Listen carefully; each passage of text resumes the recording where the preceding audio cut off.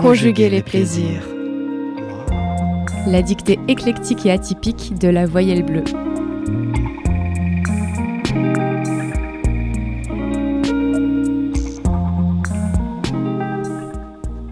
Bonjour à toutes et à tous, bienvenue dans ce deuxième épisode de Conjuguer les plaisirs, la dictée éclectique et atypique de la voyelle bleue. Je suis Clémence et je suis accompagnée de Fabien durant cette émission d'une demi-heure dans laquelle nous allons ensemble jouer avec les mots et la littérature. Lors de ce rendez-vous bimensuel, c'est-à-dire 2 fois par mois, nous vous proposerons une petite explication de texte venant d'une œuvre littéraire qui nous a plu, qui nous a émus et dont nous avons pensé qu'il fallait le partager au plus grand nombre. Pour le déroulé de cette émission, nous allons commencer avec un petit haïku que je vais lire aujourd'hui en lien, direct ou indirect, avec le texte choisi cette fois-ci par Fabien, dont il nous présentera l'œuvre avant de nous en faire la dictée.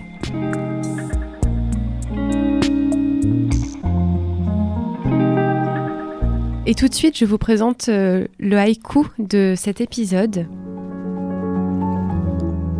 Au creux de la nuit, sacrifice et grands tourments, je dompte le feu. Au creux de la nuit, sacrifice et grands tourments, je dompte le feu.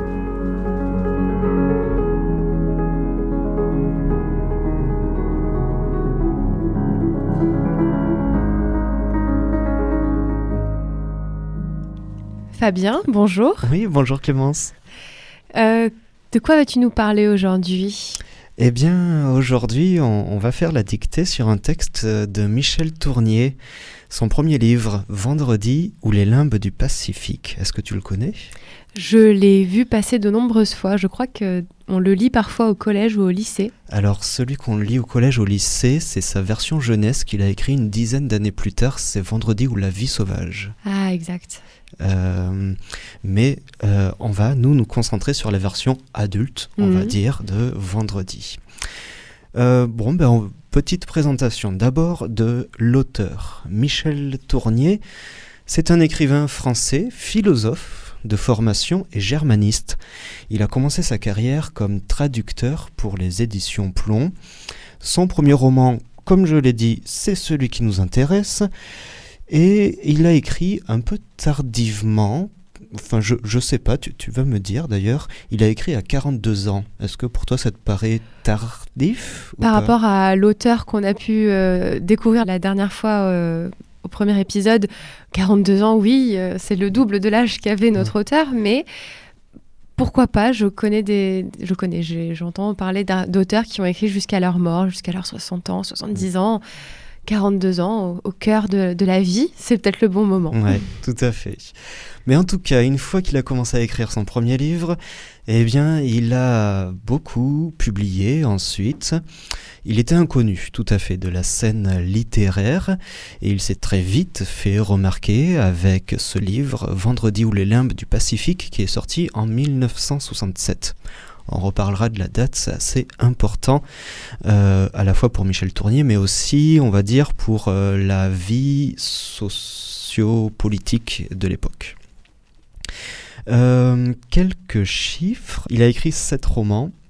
Les plus connus sont Les Météores, Le Roi des Aulnes, et bien sûr, Vendredi ou les limbes du Pacifique.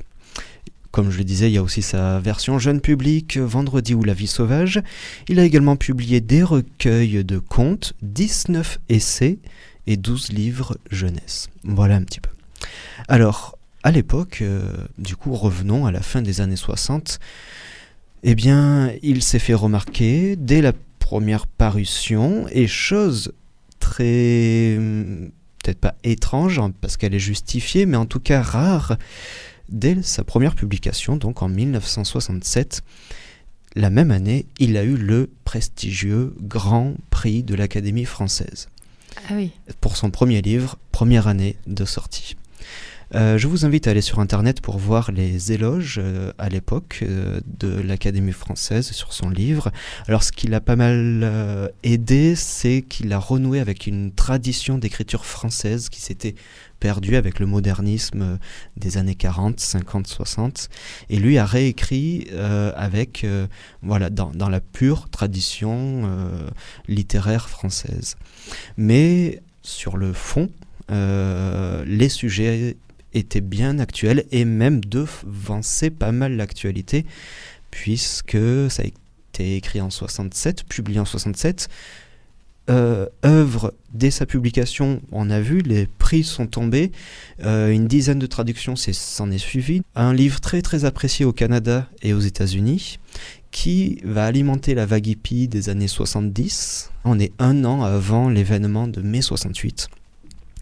Et ce livre, à sa manière à lui, décrit déjà un petit peu les tourments et réinvente un petit peu ce Robinson. Parce que oui, il est question de Robinson Crusoe, le fameux Robinson de Daniel Defoe, qui était paru en 1719.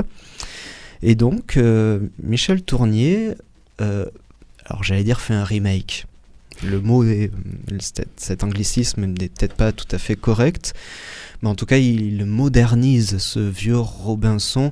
C'est plus du tout l'homme seul, plein de courage, pieusement administrateur de son île, reproduisant les codes de son époque, et bien sûr utilisant Vendredi, son esclave, et vraiment en l'utilisant comme son esclave. Là, Michel Tournier, dans sa version, Robinson et Vendredi, d'une part ont des pulsions sexuelles, ils remettent l'ordre établi en cause, ils ont une vie intérieure riche et complexe, et on peut dire qu'à la tradition, Tournier y ajoute la poésie, la psychologie, de la plaisanterie, des idées incongrues, l'excès de conscience même, voire on peut pas dire de la folie, mais vraiment il y a une vie pleine de tourments dans les personnages. Dans ce livre, la réalité est remplacée par l'image que l'homme s'en fait de la réalité. C'est-à-dire qu'on vit dans ce livre vraiment ce que les personnages croient vivre du monde. Et ce qui est intéressant dans la version de Tournier, c'est que par exemple, quand Robinson arrive sur l'île en tant que naufragé, qu'il est seul, la première chose qu'il va faire, il va décharger le bateau, découvrir Taine, le chien du capitaine, et puis là, il va s'écrouler. Et il va,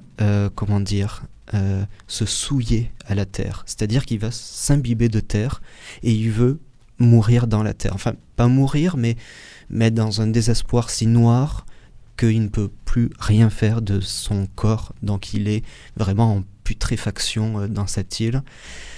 Et du coup, après, il va y avoir différentes étapes. Vendredi va arriver. Avant cela, Robinson va administrer l'île, un petit peu à la façon du Robinson de Daniel Defoe. Donc il va ériger un code, se donner gouverneur de l'île. C'est là où les premières relations sexuelles entrent en jeu, et relations sexuelles avec l'île, avec Esperanza, qui est en français l'espoir. Il va donner naissance à des mandragores, des petites plantes, parce qu'il a ensemé l'île, du coup, des petites plantes naissent de sa semence de chair. Vendredi arrive, il est vu comme un esclave, et puis après Vendredi va tout retourner. Il va faire exploser l'île au sens littéral, c'est-à-dire qu'il fume à côté des tonneaux de poudre, donc l'île explose, toute l'administration explose, tout explose.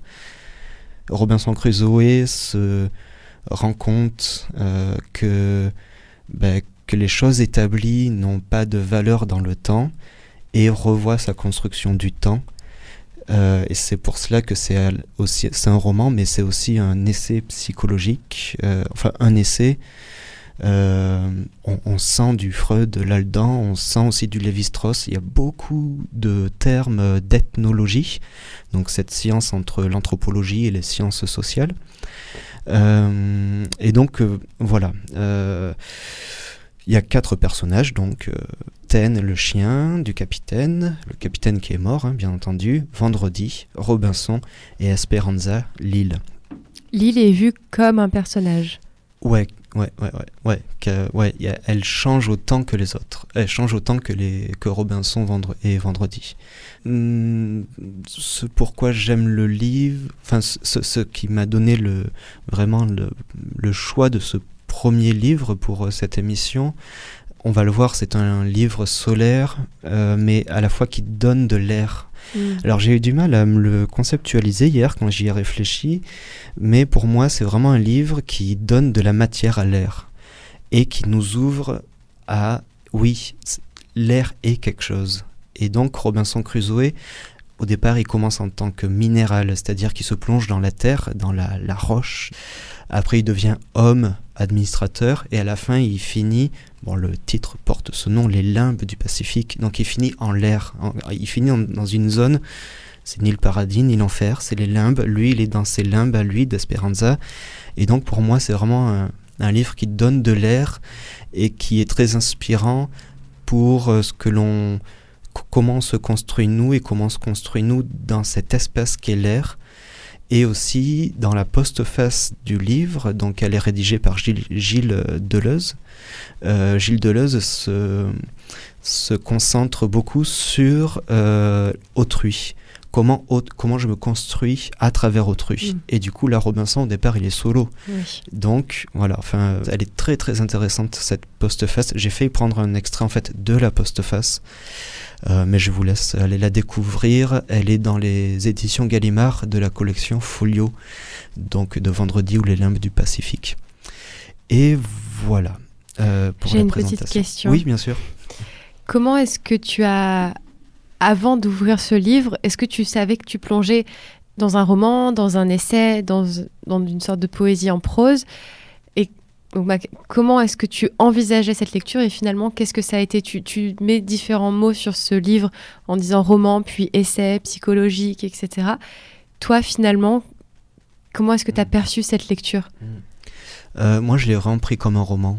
Il n'y a pas de nom au chapitre. La seule chose qui rythme la lecture, c'est juste des petits astérix qui font passer. Et aussi, c'est lorsque Robinson écrit. Parce que on a la vie de Robinson à travers le narrateur, mais on a aussi les écrits de Robinson qui tient son logbook. Et il y a des périodes où il écrit plus du tout, mais on continue à le suivre, et des périodes où on voit énormément d'écrits de Robinson. Et donc, moi, je l'ai vraiment pris comme un roman. Voilà, est-ce que il y avait une autre la question, c'était comment est-ce que tu pensais qu'était faite cette œuvre et finalement comment tu l'as reçue, donc comme un roman, tu disais. Mais peut-être que quand même tout ce qui était peut-être philosophique, psychologique a infusé en toi, puisque tu dis finalement que ça permet de mettre de l'air, de se rendre compte de certaines choses. Ça a dû inconsciemment infuser quelque chose dans ta réflexion d'être humain. Ouais, tout à fait. C'est vraiment un livre qui donne à réfléchir et même et autant à ressentir en fait. Conjuguer les plaisirs. La dictée éclectique et atypique de la voyelle bleue. Eh bien, on passe maintenant à la dictée. Je vais lire, faire la première lecture. J'en suis ravie. Soleil, délivre-moi de la gravité. Lave mon sang de ces humeurs épaisses qui me protègent certes de la prodigalité et de l'imprévoyance, mais qui brisent l'élan de ma jeunesse et éteignent ma joie de vivre. Quand j'envisage au miroir ma face pesante et triste d'hyperboréen, je comprends que les deux sens du mot grâce, celui qui s'applique aux danseurs et celui qui concerne le sein, puissent se rejoindre sous un certain ciel du Pacifique. Enseigne-moi l'ironie, apprends-moi la légèreté, l'acceptation riante des dons immédiats de ce jour, sans calcul, sans gratitude, sans peur. Soleil, rends-moi semblable à vendredi. Merci, c'est beau dans ta voix. Est-ce que je peux faire juste un petit commentaire avant d'attaquer la dictée ? Cette dernière phrase, « Soleil, rends-moi semblable à vendredi », en 1967, Vendredi est un noir, Robinson est un anglais. Du coup, elle retentit énormément de se soumettre au noir. C'est pas rien du tout à cette époque-là. Donc elle est vraiment essentielle, cette phrase. Allez, la dictée. La dictée éclectique et atypique de la voyelle bleue. C'est parti pour la dictée, à vos stylos. Soleil, virgule. Délivre-moi de la gravité. Soleil, virgule. Délivre-moi de la gravité. Point. Lave mon sang de ces humeurs épaisses. Lave mon sang de ces humeurs épaisses qui me protègent,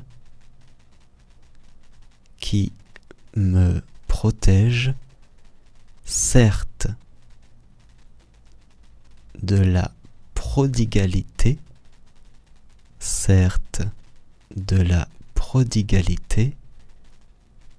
et de l'imprévoyance, qui me protège certes de la prodigalité et de l'imprévoyance, virgule.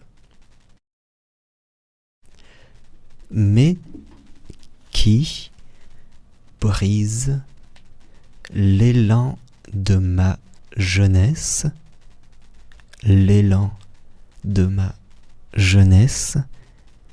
et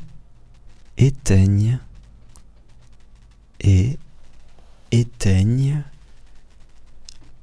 ma joie de vivre. Point.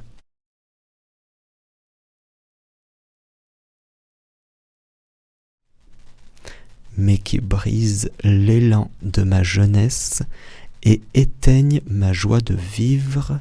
Point.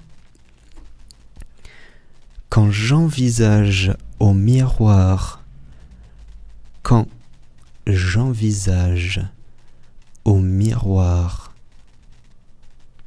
ma face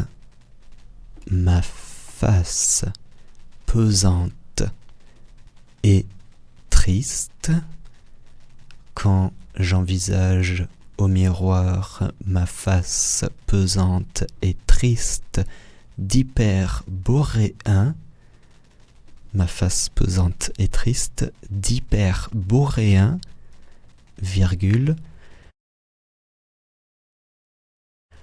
je comprends que les deux sens du mot grâce,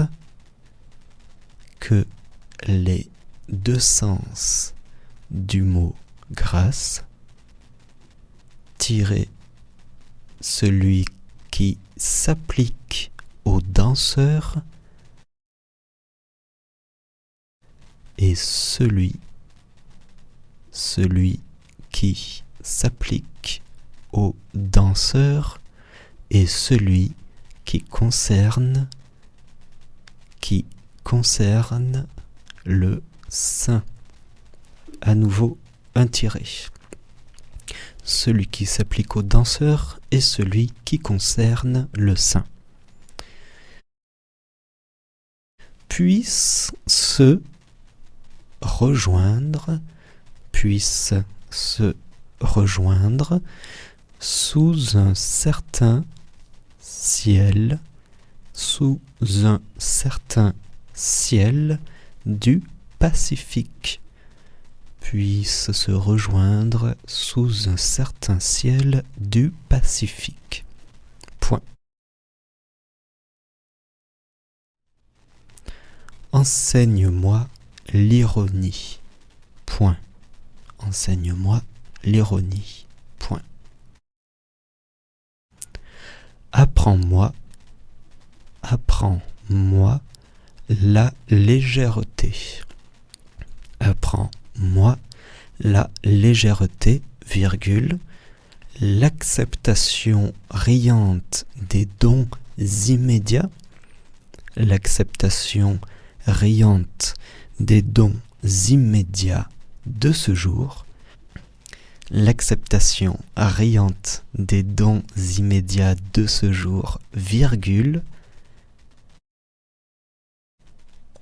sans calcul, virgule, sans calcul, virgule, sans gratitude, virgule, sans peur, point. Je répète un petit peu la phrase. Apprends-moi la légèreté, l'acceptation riante des dons immédiats de ce jour, virgule, sans calcul, virgule, sans gratitude, virgule, sans peur, point. Soleil, virgule, rends-moi semblable à vendredi, point. Soleil, virgule, rends-moi semblable à vendredi. Voilà pour la dictée. Merci beaucoup. Ça a été ? Oui, je l'ai faite en même temps et c'était très agréable. Conjuguer les plaisirs. La dictée éclectique et atypique de la voyelle bleue. Troisième lecture pour ce deuxième épisode. Je vous rappelle, on est dans l'ouvrage Vendredi ou les limbes du Pacifique de Michel Tournier, sorti en 1967.